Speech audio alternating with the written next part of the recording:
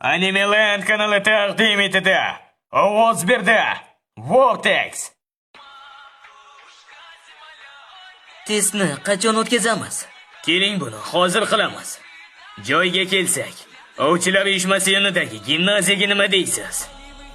O'ylab qarasam, gimnaziya bu yerdan ancha uzoqda ekan. Balki men bu imkoniyatdan foydalanib, boshqa odam bilan soya almashinuv foydalana olamanmi yoki yo'qmi sinab ko'rishim kerak. Yo'q, biz bu yo'ldan bormaymiz. Kechirasiz. Men borishning oson yo'lini bilaman. Buning uchun siz menga yaqin bo'lishingiz kerak. Bu yaxshimi? Ha. Soya almashinuvi.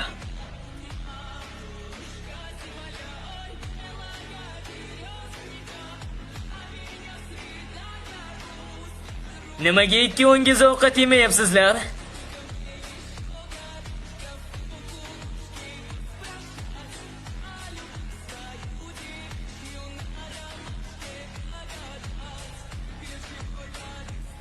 Mana keldik. Qanday? Buni bilgandim. Xuddi meni o'ylaganimdek. Soya almashinuv xuddi darvoza kabi ishlaydi. Boshqa odam bilan sayohat qilishim buning isbotidir. Mening ostimda kirish joyi yaratilgan va belgilangan manzilda chiqish joyi yaratiladi. Albatta belgilangan manzil soyali askarlarning joylashuviga asoslanadi.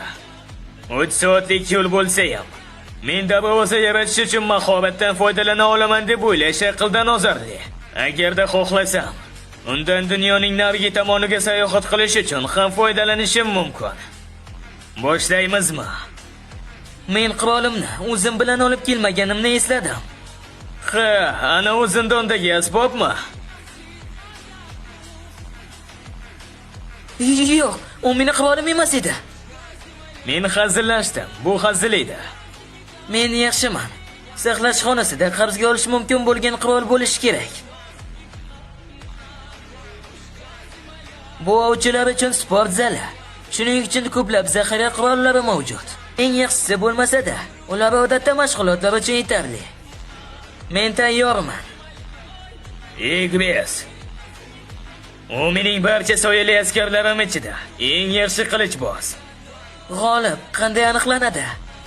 Jangsiz davom etguningizcha meningcha qibilgan hayvonimni yo'q qiling yoki da taslim bo'ling. Men unga eng kuchli askarimni chaqirishimni aytdim, lekin ber bilan jang qilish uning uchun juda ham og'ir bo'lishi mumkin. Xo'sh, unda biz boshlashimiz kerak deb o'ylayman.